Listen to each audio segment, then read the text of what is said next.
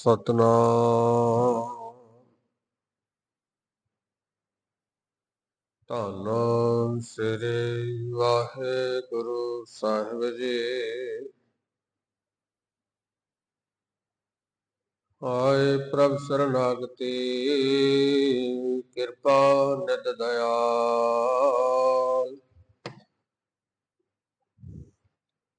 ਏਕ ਅੱਖਰ ਹਰ ਮਨ ਵਸਤ ਨਾਨਕ ਹੋਤ ਨਿਹਾਲ। ਏਕ ਓੰਕਾਰ ਸਤਿਗੁਰੂ ਜਿਹ ਪ੍ਰਸਾਦ ਸਚ ਹੋਏ। ਵਾਹਿਗੁਰੂ ਜੀ ਕੀ ਫਤਿਹ ਹੈ। ਬੇਗਾਨਾ ਬਿਨਾਸਨ ਸੋਇ। ਕਬੀਰ ਤੂੰ ਕਰਤਾ ਤੂੰ ਹੁਆ ਮੁਝ में रहा न हो। जब आपा पर का मिट गया जत देखा तत तो। तेरे कवन कवन गुण कह गावा तू साहिब गुणी निधाना। तुमरी महिमा वर्ण न सको तू ठाकुर ऊच भगवाना। जेता समुंद सागर नीर भरिया तेते अवगण हमारे। दया करो किस मेहर उपावो डुबदे पत्थर तारे। जियड़ा अगन बराबर तपै भीतर बगै काती। परनवत नानक हुक्म बसान सुख होवै दिन राती। अखीं घटा मोह विच डटा बोल न सके बिट बिट तके। बोले ता गुरु हरगोबिंद साहिब दे धक्के। सदका बाबे नानक दा मारिया हर राय दा। सगल द्वार को साध कै गह्यो तुहारो द्वार। वाहे गहे की लाज अस गोबिंद दास तुहार। वाहे गहे की लाज अस गोविंद दास तुहार। वाहिगुरु जी का खालसा वाहिगुरु जी की फतेह। परम सन्मानते सत्कारयोग साहिब कमाल हाजरा हजूर जहरा जहूर नाम बाणी के बोहित कल युग दे अवतार। सारी दुनिया दे सांझे रहबर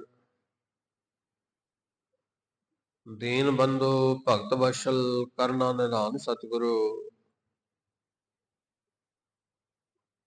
गरीबां नूं नवाजण वाले सारी दुनिया दे सांझे रहबर शब्द गुरु श्री गुरु गुरु ग्रंथ साहिब महाराज जी दी ਪਾਵਨ ਪਵਿੱਤਰ ਹਜ਼ੂਰੇ ਵਿੱਚ ਹਾਜ਼ਰੀ ਭਰ ਰਹੇ ਔਰ ਆ ਰਹੇ ਪਿਆਰੇ ਸਤਸੰਗੀ ਜਾਨੋ, ਆਓ ਸਾਰੇ ਰਲ ਮਿਲ ਕੇ ਕੁਝ ਸਮਾਂ ਹੋਰ ਸਤਿਗੁਰਾਂ ਦੇ ਚਰਨਾਂ ਵਿੱਚ ਬੈਠ ਕੇ ਸਤ ਸੰਗਤ ਦਾ ਆਨੰਦ ਮਾਣੀਏ। ਸਤਿਗੁਰੂ ਜੀ ਦਾ ਫਰਮਾਨ ਹੈ, ਵੱਡ ਭਾਗੀ ਹਰ ਸੰਗਤ ਪਾਵੈ। ਵੱਡੇ ਭਾਗਾਂ ਦੀ ਨਿਸ਼ਾਨੀ ਹੈ ਜੋ ਅਸੀਂ ਸਤ ਸੰਗਤ ਵਿੱਚ ਚੱਲ ਕੇ ਆਉਂਦੇ ਹਾਂ। ਸ਼ੁਭ ਕਰਮ ਨੇ ਬੰਦੇ ਦੇ, ਮਨੁੱਖ ਦੇ, ਜਦੋਂ ਗੁਰੂ ਕੇ ਚਰਨਾਂ ਵਿੱਚ ਬੈਠ ਕੇ ਸੰਗਤ ਨਾਲ ਮਿਲ ਕੇ ਉਸ ਅਕਾਲ ਪੁਰਖ ਵਾਹਿਗੁਰੂ ਦੀ ਵਿਚਾਰ ਨਾਲ ਜੁੜਦਾ ਹੈ, ਉਸ ਟਾਈਮ ਹਰ ਇੱਕ ਮਨੁੱਖ ਦਾ, ਬੈਠਣ ਵਾਲੇ ਦਾ ਭਾਗ ਹੈ, ਜਿਹੜਾ ਕਰਮ ਹੈ, ਉਹ ਬੜਾ ਤੇਜ਼ ਹੈ। ਇਸੇ ਕਰਕੇ ਗੁਰੂ ਜੀ ਨੇ ਉਚਾਰਨ ਕੀਤਾ, ਵੱਡ ਭਾਗੀ ਹਰ ਸੰਗਤ ਪਾਵੈ। ਔਰ ਜਿਨ੍ਹਾਂ ਦੇ ਕਰਮ ਮਾੜੇ ਨੇ, ਮਹਾਰਾਜ ਕਹਿੰਦੇ ਭਾਗਹੀਣ ਭ੍ਰਮ ਚੋਟਾਂ ਖਾਵੈ। ਮਾੜੇ ਕਰਮਾਂ ਵਾਲਾ, ਮਾੜੇ ਭਾਗਾਂ ਵਾਲਾ ਕਦੇ ਸੰਗਤ ਵਿੱਚ ਨਹੀਂ ਆਉਂਦਾ ਔਰ ਦੁਨੀਆ ਦੇ ਵਿੱਚ ਭਟਕਦਾ ਰਹਿੰਦਾ ਹੈ ਤੇ ਭਰਮ ਦਾ ਚੋਟਾਂ ਖਾਂਦਾ ਹੈ, ਭਾਵ ਦੁੱਖ ਸਹਿੰਦਾ ਹੈ, ਚਿੰਤਾ ਵਿੱਚ ਰਹਿੰਦਾ ਹੈ, ਕਦੇ ਕਿਸੇ ਪਾਸੋਂ ਕਦੇ ਕਿਸੇ ਪਾਸੋਂ ਚਿੰਤਾ ਵਿੱਚ ਡੁੱਬਿਆ ਰਹਿੰਦਾ ਹੈ, ਜਿਹੜਾ ਮਨੁੱਖ ਸੰਗਤ ਵਿੱਚ ਨਹੀਂ ਆਉਂਦਾ। ਇਸ ਕਰਕੇ ਮਹਾਰਾਜ ਨੇ ਸਾਨੂੰ ਉਪਦੇਸ਼ ਕੀਤਾ, ਭਾਈ ਸੰਗਤ ਕਰਿਆ ਕਰ ਤਾਂ ਕਿ ਤੇਰਾ ਜੀਵਨ ਸੁਖੀ ਹੋ ਸਕੇ। ਕਿਉਂਕਿ ਇੱਥੇ ਗੁਰੂ ਜੀ ਆ ਕੇ ਪੜ੍ਹਾਉਂਦੇ ਨੇ, ਐ ਮਨੁੱਖ ਨਾਨਕ ਚਿੰਤਾ ਮਤ ਕਰੋ, ਚਿੰਤਾ ਤਿਸ ਹੀ ਹੈ। ਜਲ ਮੈਂ ਜੀ ਉਪਾਇ ਕੈ, ਤਿੰਨਾ ਪੇ ਰੋਜੀ ਦੇ। ਜਲ ਮੈਂ ਜੰਤ ਉਪਾਇ ਕੈ। ਸਾਨੂੰ ਸਿਖਾਇਆ ਜਾਂਦਾ ਗੁਰੂ ਦੀ ਸੰਗਤ ਵਿੱਚ ਬਿਠਾ ਕੇ, ਭਾਈ ਉਹ ਜਿਹੜਾ ਅਕਾਲ ਪੁਰਖ ਵਾਹਿਗੁਰੂ ਹੈ, ਉਹ ਸਾਰਿਆਂ ਜਨਤਾ ਨੂੰ, ਸਾਰਿਆਂ ਜੀਵਾਂ ਨੂੰ ਰਿਜ਼ਕ ਦਿੰਦਾ ਹੈ, ਸਭ ਨੂੰ ਪਾਲਦਾ ਹੈ। ਇਸ ਕਰਕੇ ਤੂੰ ਚਿੰਤਾ ਨਾ ਕਰ। ਜਿੱਥੇ ਸੰਸਾਰ ਦੇ 84 ਲੱਖ ਜੀਵਾਂ ਦਾ ਭਗਵਾਨ ਪਰਮਾਤਮਾ ਖਿਆਲ ਰੱਖਦਾ ਹੈ, ਉੱਥੇ ਤੈਨੂੰ ਵੀ ਸਭ ਕੁਝ ਦੇਵੇਗਾ। ਇੱਥੇ ਮਨੁੱਖ ਨੂੰ ਚਿੰਤਾ ਤੋਂ ਮੁਕਤ ਕੀਤਾ ਜਾਂਦਾ ਹੈ ਸੰਗਤ ਵਿੱਚ ਆ ਕੇ। ਇੱਥੇ ਚਿੰਤਾ ਹਟ ਜਾਇਆ ਕਰਦੀ ਹੈ, ਸਮਝ ਵਿੱਚ ਆ ਜਾਂਦਾ ਵੀ ਪਰਮਾਤਮਾ ਅਕਾਲ ਪੁਰਖ ਵਾਹਿਗੁਰੂ ਨੇ ਸਾਰੀ ਸ੍ਰਿਸ਼ਟੀ ਨੂੰ ਪਾਲਣਾ ਹੈ ਔਰ ਮੇਰਾ ਵੀ ਰਿਜ਼ਕ ਪਰਮਾਤਮਾ ਨੇ ਕਿਤੇ ਲਿਖਿਆ ਪਿਆ ਹੈ। ਤੇ ਜਿਹੜਾ ਮਨੁੱਖ ਸੰਗਤ ਵਿੱਚ ਨਹੀਂ ਆਉਂਦਾ, ਉਹ ਹਰ ਵੇਲੇ ਸੋਚਾਂ ਵਿੱਚ ਡੁੱਬਿਆ ਰਹਿੰਦਾ ਹੈ। ਦੁੱਖਾਂ ਵਾਲੀ ਜ਼ਿੰਦਗੀ, ਸਿਆਣਿਆਂ ਦੀ ਕਹਾਵਤ ਹੈ, ਚਿੰਤਾ ਚਿਖਾ ਦੇ ਬਰਾਬਰ ਹੈ। ਚੇਤੇ ਰੱਖਿਓ, ਚਿੰਤਾ ਦੁੱਖਾਂ ਦੀ ਮਾਂ ਹੈ। ਜਿਹੜੀਆਂ ਸਰੀਰ ਨੂੰ ਬਿਮਾਰੀਆਂ ਲੱਗਦੀਆਂ ਨੇ, ਇਹ ਚਿੰਤਾ ਦੇ ਕਾਰਨ ਲੱਗਦੀਆਂ ਨੇ। ਇੱਕ ਤਾਂ ਹੁੰਦਾ ਮੌਸਮੀ ਬਿਮਾਰੀ, ਛੋਟੀਆਂ ਬਿਮਾਰੀਆਂ, ਬੁਖਾਰ, ਖੰਘ, ਜ਼ੁਕਾਮ ਆਦਿਕ ਲੱਗ ਜਾਣਾ। ਇੱਕ ਭੈੜੀ ਤੇ ਲੰਮੀ ਬਿਮਾਰੀ ਹੈ, ਜਿਹੜੀ ਮਗਰਾ ਕਰਦੀ ਹੈ, ਪਿੱਛਾ ਨਹੀਂ ਛੱਡਦੀ। ਉਹਦਾ ਕਾਰਨ ਹੈ ਕਿ ਸਭ ਤੋਂ ਜ਼ਿਆਦਾ ਮਨੁੱਖ ਚਿੰਤਾ ਕਰਦਾ ਹੈ ਜਦੋਂ ਉਹਨੂੰ ਕੋਈ ਭਿਆਨਕ ਬਿਮਾਰੀ ਲੱਗਦੀ। ਇਸੇ ਕਰਕੇ ਕਿਹਾ ਜਾਂਦਾ ਚਿੰਤਾ ਚਿਖਾ ਦੇ ਬਰਾਬਰ। ਚਿੰਤਾ ਦਾ ਰੋਗ ਦੁੱਖਾਂ ਨੂੰ ਜਨਮ ਦਿੰਦਾ ਹੈ। ਤੇ ਗੁਰੂ ਸਾਹਿਬ ਜੀ ਕਹਿੰਦੇ, ਭਾਈ ਤੂੰ ਮੇਰੇ ਚਰਨਾਂ ਵਿੱਚ ਆ, ਸੰਗਤ ਵਿੱਚ ਬੈਠ, ਤੇਰੀ ਚਿੰਤਾ ਦੂਰ ਕਰਾਂ। ਜਿਵੇਂ ਜਿਵੇਂ ਚਿੰਤਾ ਦੂਰ ਹੁੰਦੀ ਜਾਵੇਗੀ, ਤਿਉਂ-ਤਿਉਂ ਦੁੱਖਾਂ ਤੋਂ ਛੁਟਕਾਰਾ ਮਿਲਦਾ ਜਾਵੇਗਾ। ਇਸ ਕਰਕੇ ਸੰਗਤ ਵਿੱਚ ਆਉਣਾ ਹਰ ਇੱਕ ਮਨੁੱਖ ਲਈ ਜ਼ਰੂਰੀ ਹੈ ਤੇ ਵੱਡੇ ਭਾਗਾਂ ਦੀ ਨਿਸ਼ਾਨੀ ਹੈ, ਸ਼ੁਭ ਕਰਮਾਂ ਦੀ ਨਿਸ਼ਾਨੀ ਹੈ। ਹੈ ਗੁਰੂ ਸਾਹਿਬ ਜੀ ਕਿਰਪਾ ਕਰਨ, ਸਾਨੂੰ ਸਭ ਨੂੰ, ਸੰਸਾਰ ਦੇ ਜੀਵਾਂ ਨੂੰ ਮੱਤ ਬੁੱਧ ਦੇਣ। ਹਰ ਇੱਕ ਮਨੁੱਖ ਆਪੋ ਆਪਣੇ ਧਰਮ ਅਨੁਸਾਰ ਨਿਰੰਕਾਰ ਦੇ ਨਾਮ ਦੀ ਸੰਗਤ ਕਰੇ, ਪਰਮਾਤਮਾ ਦੀ ਵਡਿਆਈ ਕਰੇ। ਇਹੋ ਹੀ ਗੁਰੂ ਗ੍ਰੰਥ ਸਾਹਿਬ ਮਹਾਰਾਜ ਜੀ ਦਾ ਸੁਪਨਾ ਹੈ। ਬੇਗਮਪੁਰਾ ਸ਼ਹਿਰ ਕੋ ਨਾਉ, ਇਹੋ ਹੀ ਸੁਪਨਾ ਗੁਰੂ ਨਾਨਕ ਸਾਹਿਬ ਜੀ ਦਾ, ਘਰ ਘਰ ਅੰਦਰ ਧਰਮਸਾਲ।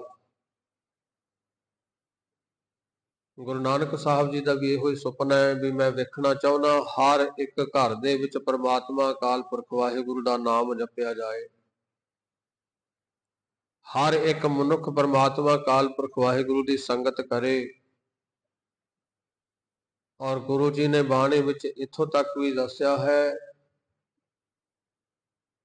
ਜਿੱਥੈ ਨਾਮ ਜਪੀਐ ਮੇਰੇ ਗੋਇੰਦਾ, ਸਈ ਅਸਥਿਲ ਸੋਹਣ ਚਵਾਰੇ। ਜਿਹੜੇ ਘਰਾਂ ਵਿੱਚ ਬੈਠ ਕੇ ਨਾਮ ਜਪਿਆ ਜਾਂਦਾ ਹੈ ਪਰਮਾਤਮਾ ਅਕਾਲ ਪੁਰਖ ਵਾਹਿਗੁਰੂ ਦਾ, ਉਹ ਘਰ ਮਹਿਲ ਮਨਾਰਿਆਂ ਦੀ ਤਰ੍ਹਾਂ ਸੋਭਿਆ ਕਰਦੇ ਨੇ, ਚੰਗੇ ਲੱਗਿਆ ਕਰਦੇ ਨੇ। ਜਿੱਥੈ ਨਾਮ ਨਾ ਜਪੀਆ ਮੇਰੇ ਗੋਇੰਦਾ, ਸੇ ਨਗਰ ਉਜਾੜੀ ਜੀਓ। ਜਿਹੜੇ ਘਰਾਂ ਵਿੱਚ ਪਰਮਾਤਮਾ ਦਾ ਨਾਮ ਨਹੀਂ ਜਪਿਆ ਜਾਂਦਾ, ਮਹਾਰਾਜ ਕਹਿੰਦੇ ਉਹ ਘੁੱਗ ਵਸਦੇ ਘਰ ਪਿੰਡ ਉਜਾੜ ਦੇ ਵਾਂਗ ਲੱਗਦੇ ਨੇ। ਕਿਉਂ ਜਾਪਦਾ ਜਿਵੇਂ ਉਜਾੜ ਪਿਆ ਹੋਵੇ, ਜਿੱਥੇ ਨਾਮ ਨਹੀਂ ਜਪਿਆ ਜਾਂਦਾ, ਜਿੱਥੇ ਸੰਗਤ ਨਹੀਂ ਕੀਤੀ ਜਾਂਦੀ। ਜਿਹੜਿਆਂ ਘਰਾਂ ਵਿੱਚ ਸੰਗਤ ਹੈ, ਉਹ ਕੱਚੇ ਘਰ ਵੀ ਮਹਿਲ ਮਨਾਰਿਆਂ ਦੀ ਤਰ੍ਹਾਂ ਚੰਗੇ ਲੱਗਦੇ ਨੇ, ਸੋਭਦੇ ਨੇ। ਤੇ ਜੇ ਮਹਿਲ ਮਨਾਰਿਆਂ ਵਿੱਚ ਪਰਮਾਤਮਾ ਦੀ ਸੰਗਤ ਨਹੀਂ, ਨਾਮ ਨਹੀਂ, ਫਿਰ ਉਹ ਮਹਾਰਾਜ ਕਹਿੰਦੇ ਉਜਾੜ ਦੇ ਵਾਂਗ ਦੇ। ਤੇ ਧੰਨ ਗੁਰੂ ਕਲਗੀਧਰ ਪਾਤਸ਼ਾਹ ਮਹਾਰਾਜ ਨੇ ਵੀ ਇਹੋ ਹੀ ਆਖਿਆ ਸੀ। ਪਖੜੇ ਤੇ ਕੰਡਿਆਂ ਦੀ ਸੇਜ ਤੇ ਮਾਸੀ ਬਾੜੇ ਦੇ ਜੰਗਲ ਵਿੱਚ ਪਏ ਨੇ ਤੇ ਚੇਤੇ ਕਰਦੇ ਨੇ, ਹੇ ਭਗਵਾਨ, ਹੇ ਵਾਹਿਗੁਰੂ, ਤੂੰ ਮੇਰੇ ਨਾਲ ਹੈ, ਤੂੰ ਮੇਰੇ ਚਿੱਤ ਵਿੱਚ ਹੈ, ਤੂੰ ਮੇਰੀ ਯਾਦ ਵਿੱਚ ਹੈ, ਤਾਂ ਯਾਰੜੇ ਦਾ ਮੈਨੂੰ ਸੱਥਰ ਚੰਗਾ। ਫਿਰ ਆਹ ਪਖੜੇ ਦੀ ਸੇਜ ਵੀ ਚੰਗੀ ਹੈ, ਤੇ ਜੇ ਤੂੰ ਮੇਰੇ ਨਾਲ ਨਹੀਂ, ਤੂੰ ਚਿੱਤ ਵਿੱਚ ਨਹੀਂ, ਤੂੰ ਮੇਰੀ ਯਾਦ ਵਿੱਚ ਨਹੀਂ, ਫਿਰ ਭੱਠ ਖੇੜਿਆਂ ਦਾ ਰਹਿਣਾ। ਫਿਰ ਆਨੰਦਪੁਰ ਦਾ ਵਾਸੀ ਬਣ ਕੇ ਵੀ ਮੈਂ ਬਲ ਦੇ ਪੱਠੇ ਦੇ ਵਾਂਗ ਮਹਿਸੂਸ ਕਰਦਾ, ਜੇ ਤੂੰ ਮੇਰੇ ਨਾਲ ਨਹੀਂ, ਤੂੰ ਮੇਰੇ ਚੇਤੇ ਵਿੱਚ ਨਹੀਂ। ਇਸ ਕਰਕੇ ਜਿਹੜੇ ਮਨੁੱਖ ਦੀ ਯਾਦ ਵਿੱਚ ਪਰਮਾਤਮਾ ਦਾ ਚਿੰਤਨ ਹੈ, ਜਿਹੜਾ ਮਨੁੱਖ ਸੰਗਤ ਵਿੱਚ ਜੁੜਦਾ ਹੈ, ਜਿਹੜੇ ਘਰ ਵਿੱਚ ਪਰਮਾਤਮਾ ਦੇ ਨਾਮ ਦੀ ਸੰਗਤ ਹੈ, ਉਹ ਸੋਭਨੀਕ ਨੇ, ਉਹ ਮਹਿਲ ਮਨਾਰੇ ਚੰਗੇ ਲੱਗਦੇ ਨੇ। ਪਰਮਾਤਮਾ ਅਕਾਲ ਪੁਰਖ ਵਾਹਿਗੁਰੂ ਅਕਾਲ ਨੇ ਸਾਨੂੰ ਇਹੋ ਹੀ ਸੰਸਾਰ ਵਿੱਚ ਸਿਰਜਣ ਵਾਸਤੇ ਭੇਜਿਆ ਹੈ। ਇਦਾਂ ਦਾ ਕਰਮ ਕਰਨ ਵਾਸਤੇ ਮਨੁੱਖਾ ਦੇਹੀ ਪਰਮਾਤਮਾ ਨੇ ਪੈਦਾ ਕੀਤੀ, ਨਹੀਂ ਤਾਂ 84 ਲੱਖ ਜੋਨ ਹੋਰ ਵੀ ਹੈ। ਗੁਰੂ ਜੀ ਨੇ ਸਪਸ਼ਟ ਇਸ ਗੱਲ ਦਾ ਜ਼ਿਕਰ ਕੀਤਾ ਹੈ, ਭਈ ਪ੍ਰਾਪਤ ਮਾਨੁਖ ਦੇ ਹੁਰੀਆ, ਗੋਬਿੰਦ ਮਿਲਨ ਕੀ ਤੇਰੇ ਵਰੀਆ। ਇਹ ਵਾਰੀ ਹੈ, ਇਹ ਟਾਈਮ ਹੈ ਮਨੁੱਖਾ ਦੇ ਹੀ ਪਰਮਾਤਮਾ ਅਕਾਲ ਪੁਰਖ ਵਾਹਿਗੁਰੂ ਨੂੰ ਮਿਲਣ ਦੀ, ਜਪਣ ਦੀ, ਉਹਨੂੰ ਧਿਆਉਣ ਦੀ, ਉਹਦੀ ਸੰਗਤ ਕਰਨ ਦੀ। ਤੇ ਜੇ ਮਨੁੱਖਾ ਦੇ ਹੀ ਲੈ ਕੇ ਵੀ ਪਰਮਾਤਮਾ ਅਕਾਲ ਪੁਰਖ ਵਾਹਿਗੁਰੂ ਦਾ ਨਾਮ ਨਹੀਂ ਧਿਆਉਣਾ, ਉਹਨੂੰ ਜਪਣਾ ਨਹੀਂ, ਸੰਗਤ ਨਹੀਂ ਕਰਨੀ, ਫਿਰ ਇਹਦੇ ਨਾਲੋਂ ਚੰਗਾ ਸੀ ਰੱਬ ਮਨੁੱਖ ਨਾ ਹੀ ਬਣਾਉਂਦਾ। ਇਸ ਕਰਕੇ ਸਭਨਾਂ ਨੂੰ ਅਰਜ਼ੋਈ ਹੈ ਕਿ ਆਪੋ ਆਪਣੀ ਧਰਮ ਦੇ ਰਹੁ ਰੀਤੀ ਅਨੁਸਾਰ ਉਸ ਭਗਵਾਨ ਅਕਾਲ ਪੁਰਖ ਵਾਹਿਗੁਰੂ ਅੱਲਾਹ ਤਾਲਾ ਨੂੰ ਚੇਤੇ ਕਰੋ, ਯਾਦ ਕਰੋ, ਉਹਦੀ ਇਬਾਦਤ ਵਿੱਚ ਜੁੜੋ, ਉਹਦੀ ਨਾਮ ਦੀ ਸੰਗਤ ਕਰੋ, ਤਾਂ ਕਿ ਸਾਡੀ ਮਨੁੱਖਾ ਦੇਹੀ ਸਫਲੀ ਹੋ ਜਾਵੇ, ਸਾਡਾ ਜਿਉਣਾ ਸੰਸਾਰ ਵਿੱਚ ਆਉਣਾ ਤੇ ਜਾਣਾ ਸਫਲਾ ਹੋ ਜਾਵੇ। ਆਓ ਸਾਰੇ ਰਲ ਮਿਲ ਕੇ ਅੱਜ ਦੇ ਹੁਕਮਨਾਮਾ ਸਾਹਿਬ ਸ਼ਬਦ ਦੀ ਵਿਚਾਰ ਵਿੱਚ ਜੁੜੀਏ। ਗੁਰੂ ਸਾਹਿਬ ਜੀ ਬਾਣੀ ਦੇ ਦੁਆਰਾ ਸਾਨੂੰ ਕੋਈ ਉਪਦੇਸ਼ ਕਰਦੇ ਨੇ, ਸਭ ਰਲ ਮਿਲ ਕੇ ਸਬਦ ਤੋਂ ਸਿੱਖਣ ਦਾ ਯਤਨ ਕਰੀਏ। ਇਕਾਗਰਤਾ ਦੇ ਲਈ ਸਾਰੀ ਸੰਗਤ ਪਿਆਰ ਨਾਲ ਆਖੋ ਜੀ, ਸਤਨਾਮ ਸ੍ਰੀ ਵਾਹਿਗੁਰੂ। ਵਾਹਿਗੁਰੂ ਜੀ। ਸੋਰਠ ਮਹੱਲਾ ਪੰਜਵਾ। ਅੱਜ ਦੇ ਹੁਕਮਨਾਮੇ ਸਾਹਿਬ 625 ਅੰਗ ਤੇ ਸੋਰਠ ਰਾਗ ਵਿੱਚ ਪੰਚਮ ਪਾਤਸ਼ਾਹ ਗੁਰੂ ਅਰਜਨ ਦੇਵ ਮਹਾਰਾਜ ਉਚਾਰਨ ਕਰਦੇ ਹਨ। ਜਿਤ ਪਾਰ ਬ੍ਰਹਮ ਚਿਤ ਆਇਆ, ਸੋ ਘਰ ਦਏ ਬਸਾਇਆ। ਸ਼ਬਦ ਦੀ ਪਹਿਲੀ ਹੀ ਪੰਕਤੀ ਅੰਦਰ ਪੰਚਮ ਪਾਤਸ਼ਾਹ ਉਚਾਰਨ ਕਰਦੇ ਨੇ, ਜਿਤ ਪਾਰ ਬ੍ਰਹਮ ਚਿਤ ਆਇਆ। ਜਿਨ੍ਹਾਂ ਮਨੁੱਖਾਂ ਦੇ ਯਾਦ ਵਿੱਚ, ਚੇਤੇ ਵਿੱਚ ਪਰਮਾਤਮਾ ਹੈ, ਜਿਹੜੇ ਮਨੁੱਖ ਪਰਮਾਤਮਾ ਅਕਾਲ ਪੁਰਖ ਵਾਹਿਗੁਰੂ ਨੂੰ ਚੇਤੇ ਕਰਦੇ ਨੇ, ਕਹਿੰਦੇ ਜਿਤ ਪਾਰ ਬ੍ਰਹਮ ਚਿਤ ਆਇਆ। ਇਹ ਬੰਦੇ, ਜਦੋਂ ਤੈਨੂੰ ਪਰਮੇਸ਼ਰ ਚੇਤੇ ਵਿੱਚ ਆਵੇਗਾ, ਸੋ ਘਰ ਦਏ ਵਸਾਇਆ, ਫਿਰ ਪਰਮਾਤਮਾ ਤੇਰਾ ਘਰ ਸੁਖੀ ਜੀਵਨ ਦੇ ਨਾਲ, ਖੁਸ਼ਹਾਲੀ ਦੇ ਨਾਲ ਵਸਾ ਦੇਵੇਗਾ। ਜਿਨ੍ਹਾਂ ਨੂੰ ਰੱਬ ਚੇਤੇ ਆਉਂਦਾ ਹੈ, ਸੋ ਘਰ ਦਏ ਵਸਾਇਆ, ਉਹਨਾਂ ਦੇ ਘਰ ਸੁਖੀ ਵਸਦੇ ਨੇ। ਸੰਸਾਰ ਵਾਲੇ ਘਰ ਵੀ ਔਰ ਸਰੀਰਕ ਘਰ ਵੀ, ਕਿਉਂਕਿ ਸਰੀਰ ਵੀ ਇੱਕ ਘਰ ਹੈ। ਇਹਦੇ ਅੰਦਰ ਵਸਣ ਵਾਲੇ ਰੂਹ ਨੇ, ਪੰਜ ਚੋਰ ਨੇ, ਪੰਜ ਤੱਤ ਨੇ। ਤੇਰਾ ਸਰੀਰ ਵੀ ਸੁਖੀ ਹੋਵੇਗਾ, ਤੇਰਾ ਸੰਸਾਰ ਦਾ ਘਰ ਵੀ ਸੁਖੀ ਹੋਵੇਗਾ। ਇਸ ਕਰਕੇ ਗੁਰੂ ਜੀ ਨੇ ਮਨੁੱਖ ਨੂੰ ਸਮਝਾਉਣਾ ਕੀਤਾ ਹੈ, ਪਹਿਲਾਂ ਭਾਈ ਪਾਰ ਬ੍ਰਹਮ ਨੂੰ ਚੇਤੇ ਕਰ, ਫਿਰ ਤੇਰਾ ਘਰ ਸੁਖੀ ਸਾਂਦੀ ਵਸੇਗਾ। ਕਿਉਂਕਿ ਪਰਮਾਤਮਾ ਸੋ ਘਰ ਦਏ ਵਸਾਇਆ, ਆਪਣੀ ਮਿਹਰ ਦੇ ਨਾਲ, ਕਿਰਪਾ ਦੇ ਨਾਲ ਸੁਖੀ ਵਸਾ ਦਿੰਦਾ ਹੈ। ਸੁਖ ਸਾਗਰ ਗੁਰ ਪਾਇਆ, ਤਾਂ ਸਹਿਸਾ ਸਗਲ ਮਟਾਇਆ। ਜਿਵੇਂ ਜਿਵੇਂ ਨਾਮ ਜਪਦਾ ਜਾਏਗਾ, ਫਿਰ ਮਹਾਰਾਜ ਕਹਿੰਦੇ ਪਰਮਾਤਮਾ ਤੇਰਾ ਘਰ ਤਾਂ ਸੁਖੀ ਕਰਦਾ ਹੈ, ਨਾਲ ਕਹਿੰਦੇ ਸੁਖ ਸਾਗਰ ਗੁਰ ਪਾਇਆ। ਉਹ ਜਿਹੜਾ ਪ੍ਰਮਾਤਮਾ ਅਕਾਲ ਪੁਰਖ ਵਾਹਿਗੁਰੂ ਸੁੱਖਾਂ ਦਾ ਦਾਤਾ ਹੈ, ਜਿਹਨੂੰ ਕਿ ਗੁਰੂ ਨਾਨਕ ਸਾਹਿਬ ਜੀ ਨੇ ਉਚਾਰਨ ਕੀਤਾ ਹੈ, ਦੇਂਦਾ ਦੇ ਲੈਂਦੇ ਥੱਕ ਪਾਹੇ। ਜਿਹੜਾ ਪ੍ਰਮਾਤਮਾ ਆਦ ਤੋਂ ਲੈ ਕੇ ਦਿੰਦਾ ਹੀ ਆ ਰਿਹਾ ਹੈ, ਕਦੇ ਪ੍ਰਮਾਤਮਾ ਨੇ ਬਦਲੇ ਵਿੱਚ ਕੁਝ ਮੰਗਿਆ ਨਹੀਂ। ਬਸ ਪਰਮਾਤਮਾ ਇੱਕੋ ਹੀ ਚੀਜ਼ ਚਾਹੁੰਦਾ ਹੈ, ਐ ਮਨੁੱਖ ਜੋ ਤੂੰ ਲੈਣਾ ਲੈ ਲਾ, ਬਸ ਮੇਰੇ ਨਾਲ ਪਿਆਰ ਕਰ। ਪਰਮਾਤਮਾ ਇੱਕ ਪਿਆਰ ਦਾ ਭੁੱਖ ਹੈ। ਸਤਿਗੁਰੂ ਜੀ ਬਾਣੀ ਵਿੱਚ ਉਚਾਰਦੇ ਨੇ, ਗੋਬਿੰਦ ਭਾਉ ਭਗਤ ਦਾ ਭੁੱਖਾ। ਉਹ ਪਰਮਾਤਮਾ ਤੇਰੇ ਪਿਆਰ ਦਾ ਭੁੱਖਾ ਹੈ, ਉਹਨੂੰ ਹੋਰ ਕੁਝ ਨਹੀਂ ਚਾਹੀਦਾ। ਤੇਰੇ ਪਿਆਰ ਦੇ ਬਦਲੇ ਸਭ ਕੁਝ ਤੇਰੇ ਤੋਂ ਨਸਾਵਰ ਕਰਦਾ ਹੈ। ਇਸ ਕਰਕੇ ਸੁਖ ਸਾਗਰ ਉਹ ਸੁੱਖਾਂ ਦਾ ਦਾਤਾ ਹੈ, ਤੇ ਜਦੋਂ ਤੋਂ ਜੀਵ ਦਾ ਜਨਮ ਹੁੰਦਾ ਹੈ, ਉਦੋਂ ਤੋਂ ਹੀ ਦਿੰਦਾ ਹੈ। ਲੈਂਦੇ ਥੱਕ ਪਾਹੇ, ਲੈਣ ਵਾਲੇ ਦੁਨੀਆ ਵਿੱਚ ਥੱਕ ਜਾਇਆ ਕਰਦੇ ਨੇ, ਪਰ ਦੇਣ ਵਾਲਾ ਕਦੇ ਨਹੀਂ ਥੱਕਦਾ। ਉਹ ਹਮੇਸ਼ਾ ਹੀ ਦਿੰਦਾ ਆ ਰਿਹਾ। ਗੁਰ ਪਾਇਆ ਭਾਈ, ਜਦੋਂ ਰੱਬ ਰੱਬ ਜਪਦੇ ਆ, ਪ੍ਰਮਾਤਮਾ ਨੂੰ ਚੇਤੇ ਕਰਦੇ ਆ, ਤਿਉਂ ਤਿਉਂ ਮਹਾਰਾਜ ਕਹਿੰਦੇ ਸੁੱਖਾਂ ਦਾ ਦਾਤਾ ਗੁਰ ਪਾਇਆ। ਉਹ ਜਿਹੜਾ ਗੁਰੂ ਪਰਮੇਸ਼ਰ ਹੈ, ਸੱਚਾ ਗੁਰੂ, ਉਹ ਸਾਨੂੰ ਮਿਲ ਪੈਂਦਾ ਹੈ। ਤੇ ਸੋਚ ਕੇ ਦੇਖੋ, ਜਦੋਂ ਰੱਬ ਹੀ ਮਿਲ ਪਵੇ, ਹੁਣ ਬਾਜ਼ਾਰ ਵਿੱਚ ਜਾਈਦਾ ਹੈ ਫਲ ਫਰੂਟ ਖਰੀਦਣ ਵਾਸਤੇ, ਮੰਨ ਲਓ ਸੇਬ ਖਰੀਦੇ ਨੇ, ਤੇ ਜੇ ਕਿਤੇ ਸੇ ਉਹਨਾਂ ਦਾ ਬੂਟਾ ਹੀ ਸਾਡੇ ਘਰ ਵਿੱਚ ਆ ਜਾਏ, ਫਿਰ ਕਿੰਨਾ ਸੋਹਣਾ ਹੋਵੇਗਾ। ਆਪਣੇ ਘਰ ਵਿੱਚ ਹੀ ਬਾਗ ਲੱਗ ਜਾਏ, ਫਿਰ ਫਰੂਟ ਬਾਹਰੋਂ ਖਰੀਦਣ ਦੀ ਲੋੜ ਨਾ ਪਵੇ, ਘਰ ਦੇ ਵਿੱਚ ਹੀ ਆਨੰਦ ਹੋਵੇ। ਇਸੇ ਤਰ੍ਹਾਂ ਅਸੀਂ ਸੁੱਖ ਕੱਲੇ ਕੱਲੇ ਲੱਭਦੇ ਹਾਂ, ਯਤਨ ਕਰਦੇ ਹਾਂ ਵੀ ਸੁੱਖਾਂ ਦਾ ਸਾਧਨ ਬਣਾ ਲਈਏ, ਤੇ ਜੇ ਕਿਤੇ ਸੁੱਖਾਂ ਦਾ ਦਾਤਾ ਹੀ, ਸੁੱਖਾਂ ਦਾ ਬੂਟਾ ਹੀ ਸਾਡੇ ਘਰ ਵਿੱਚ ਆ ਜਾਵੇ, ਫਿਰ ਸੋਚ ਕੇ ਵੇਖੋ ਕਿੰਨਾ ਜੀਵਨ ਸੌਖਾ ਹੋਵੇਗਾ, ਕਿੰਨਾ ਆਨੰਦ ਹੋਵੇਗਾ।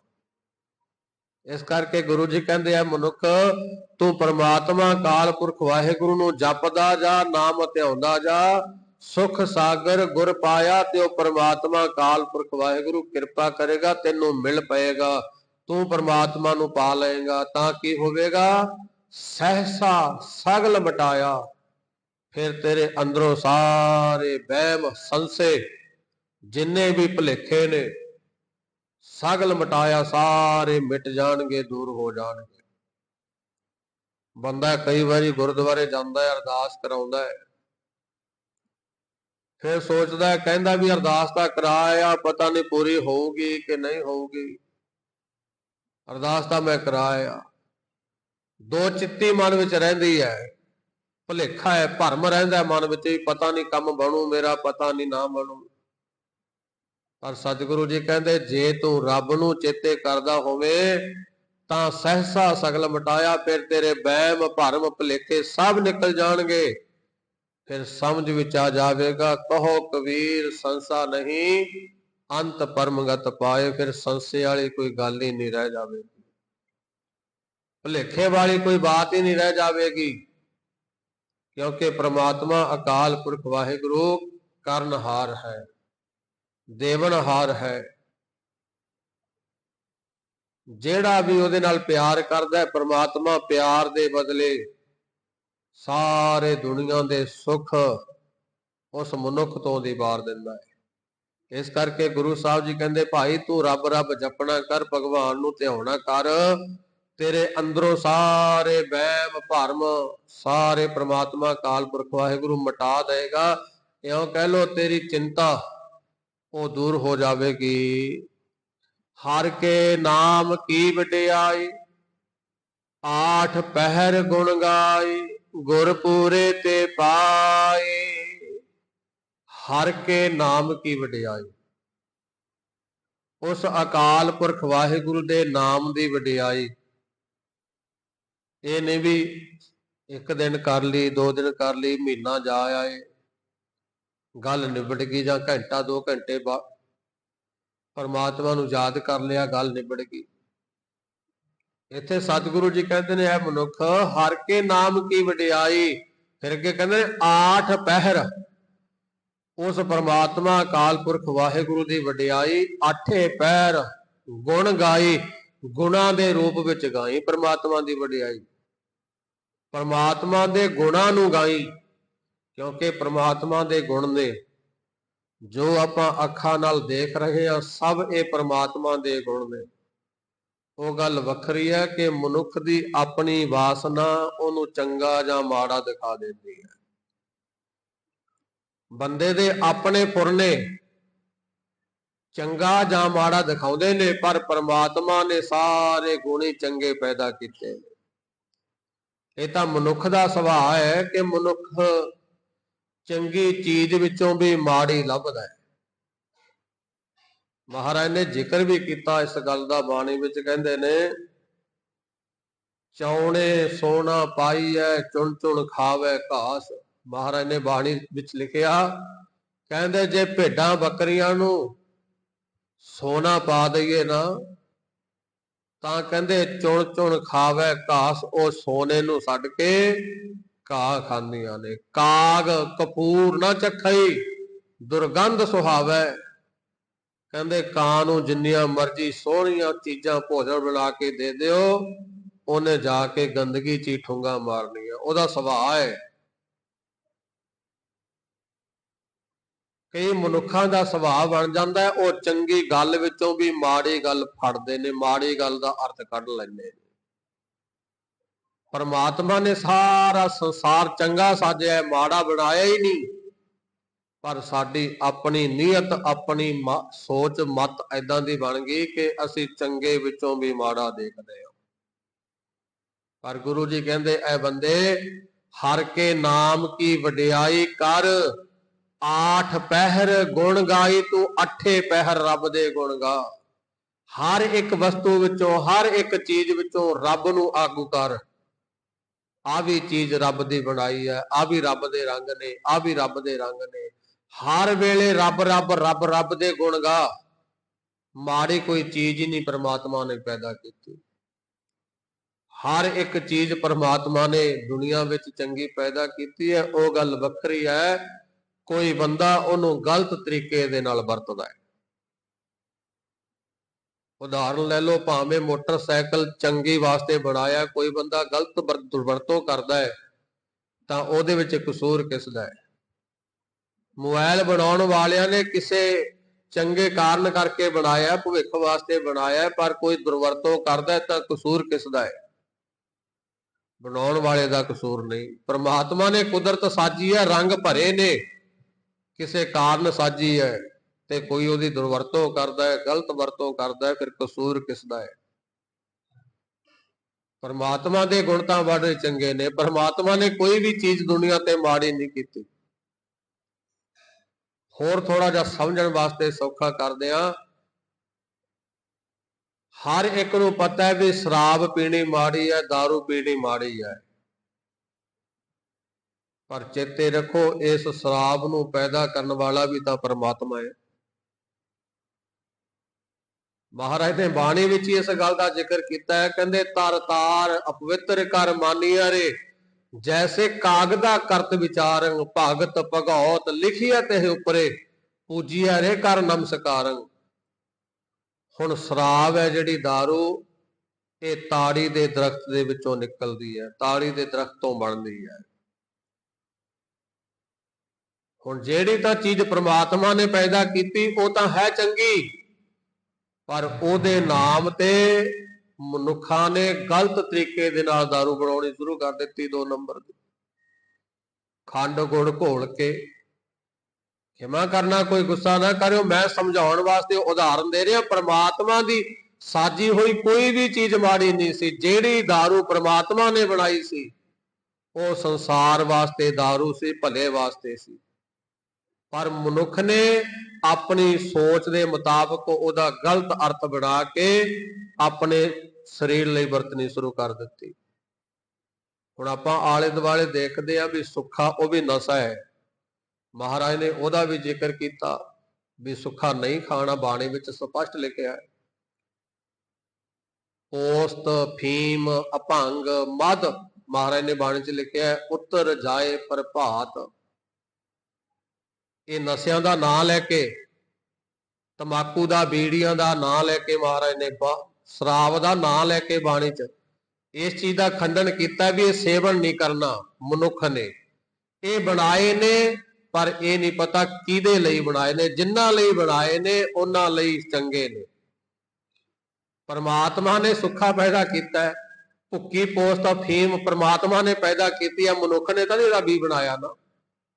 जिहड़ा शुरुआती जदों तो परमात्मा ने संसार साधिया है, इहदा बीज परमात्मा ने, जड़ जोनी परमात्मा ने पैदा की है ना।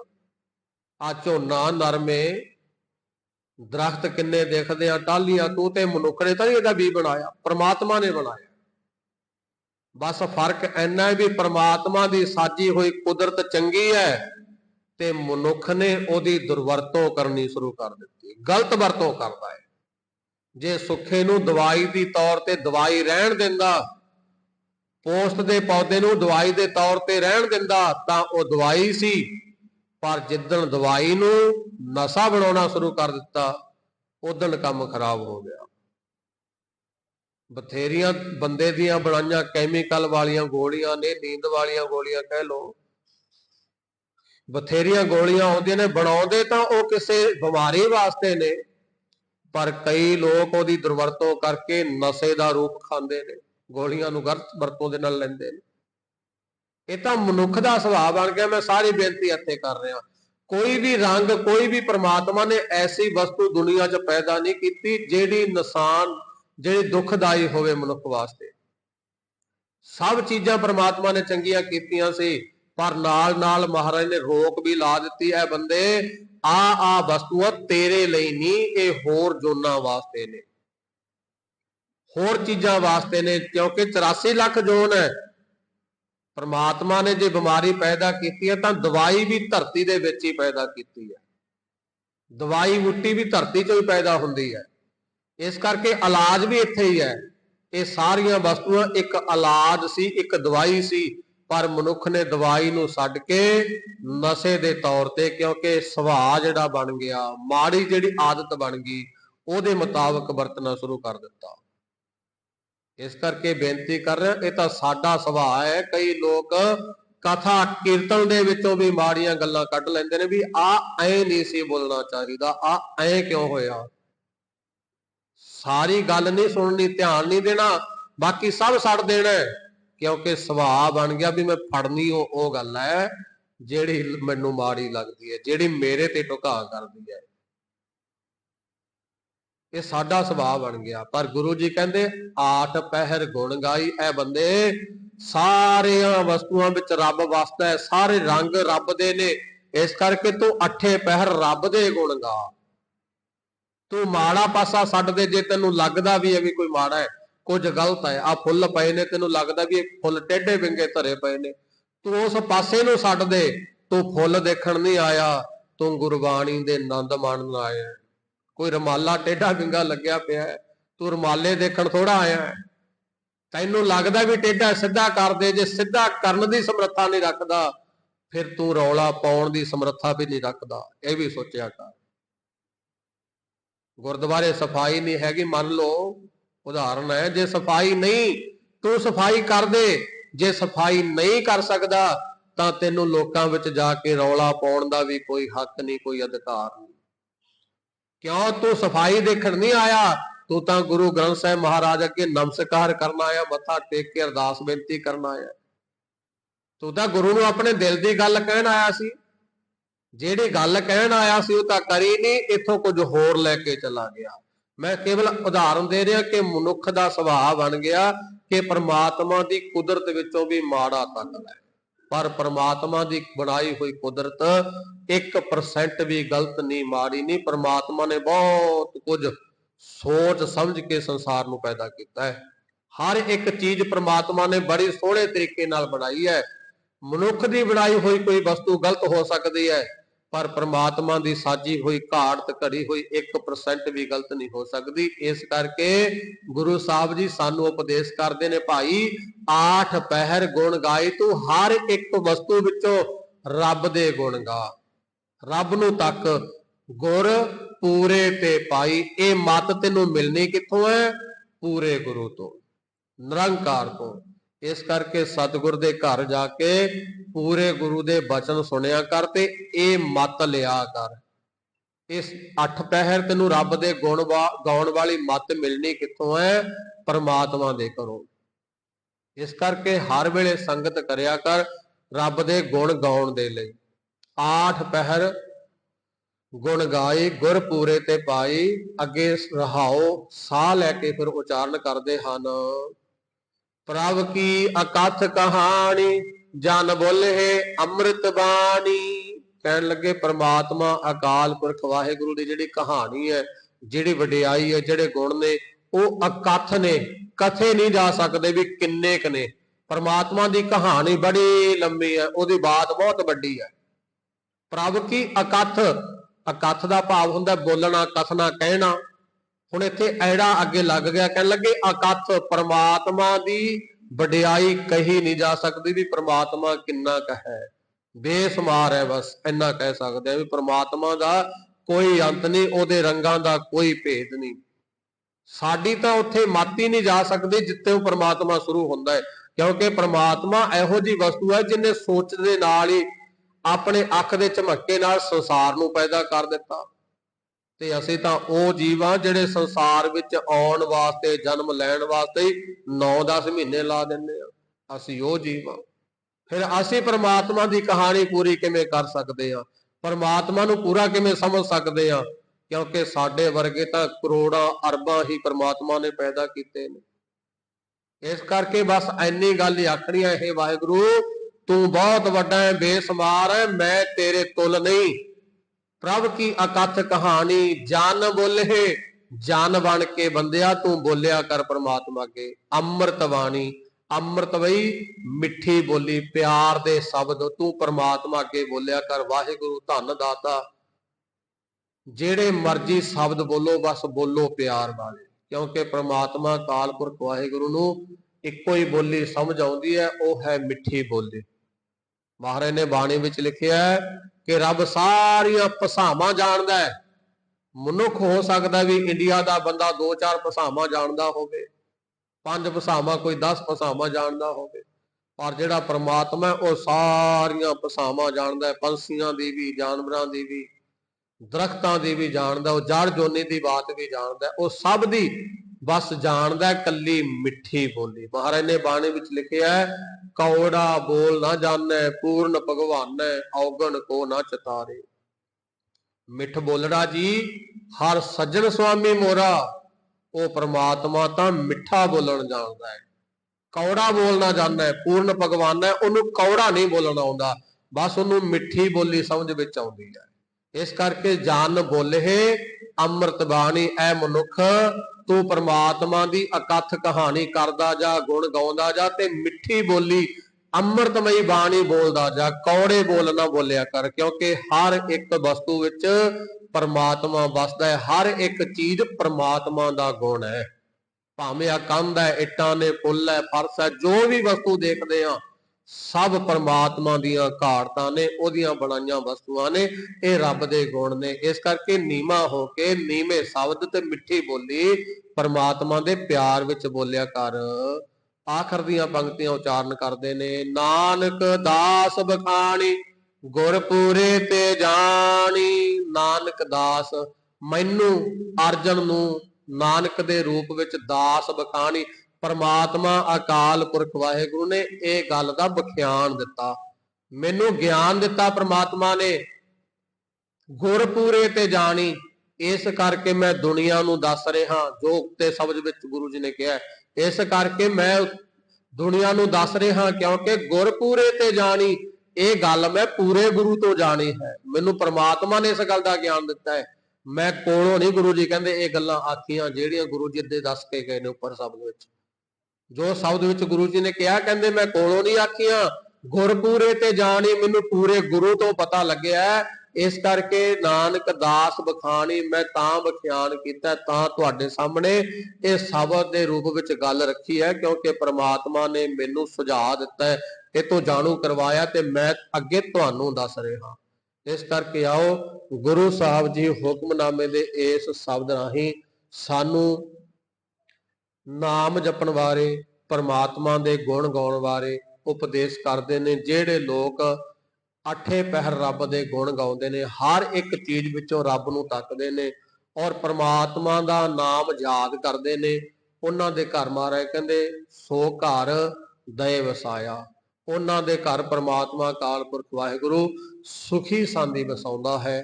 ਜੇ ਚਾਹੁੰਦੇ ਆ ਵੀ ਘਰ ਵਿੱਚ ਸੁਖ ਸ਼ਾਂਤੀ ਹੋਵੇ, ਸਰੀਰ ਦੀਆਂ ਬਿਮਾਰੀਆਂ ਦੂਰ ਜਾਣ ਤੇ ਸੁੱਖ ਆਵੇ, ਫਿਰ ਆਓ ਸਭ ਰਲ ਮਿਲ ਕੇ ਵੱਧ ਤੋਂ ਵੱਧ ਟਾਈਮ ਪਰਮਾਤਮਾ ਦੀ ਯਾਦ ਵਿੱਚ ਜੁੜੀਏ। ਆਪਣੇ ਘਰ ਵਿੱਚ ਸੰਗਤ ਕਰੋ, ਸਾਰਾ ਟੱਬਰ ਪਰਿਵਾਰ ਮਿਲ ਕੇ, ਜਿੱਥੇ ਹੋਰ ਗੱਲਾਂ ਕਰਦੇ ਆ ਸੰਸਾਰ ਦੀਆਂ, ਰਿਸ਼ਤੇਦਾਰੀ ਦੀਆਂ, ਉੱਥੇ ਕੁਝ ਪਲ, ਕੁਝ ਟਾਈਮ ਰੱਬ ਦੀਆਂ ਗੱਲਾਂ ਕਰੋ, ਜਾਂ ਬੈਠੇ ਸਾਰੇ ਜੀ ਬੈਠ ਕੇ ਸਤਿਨਾਮ ਵਾਹਿਗੁਰੂ ਦਾ ਜਾਪ ਕਰੀ ਚੱਲੋ। ਨਾਲੇ ਆਪਣਾ ਜੀਵਨ ਚੰਗਾ ਤੇ ਨਾਲੇ ਸਾਡੇ ਬੱਚਿਆਂ ਦਾ ਚੰਗਾ ਭਵਿੱਖ ਚੰਗਾ ਸਿਰਜਿਆ ਜਾਵੇ। ਤਰੀਕਾ ਬਹੁਤ ਸੌਖਾ ਹੈ ਰੱਬ ਨੂੰ ਧਿਆਉਣ ਦਾ, ਜੇ ਅਪਣਾ ਲਈਏ ਤਾਂ। ਬਸ ਇਸੇ ਕਰਕੇ ਗੁਰੂ ਜੀ ਨੇ ਲਿਖਿਆ ਵੀ ਆਖਣ ਔਖਾ ਸਾਚਾ ਨੋ, ਬਸ ਇਹੋ ਹੀ ਆਖਣਾ ਔਖਾ ਵੀ ਬੰਦਾ ਚੇਤੇ ਵਿੱਚ ਨਹੀਂ ਰੱਖਦਾ ਰੱਬ ਨੂੰ। ਜੇ ਚਿੰਤਨ ਵਿੱਚ ਆ ਗਿਆ ਫਿਰ ਬਹੁਤ ਸੌਖਾ ਕੰਮ ਹੈ। ਇਸ ਕਰਕੇ ਆਓ ਤਰੀਕੇ ਅਪਣਾਓ ਜਿਹਦੇ ਨਾਲ ਆਪਾਂ ਪਰਮਾਤਮਾ ਦੀ ਵਡਿਆਈ ਕਰ ਸਕੀਏ। ਸਮਾਂ ਸਮਾਪਤੀ।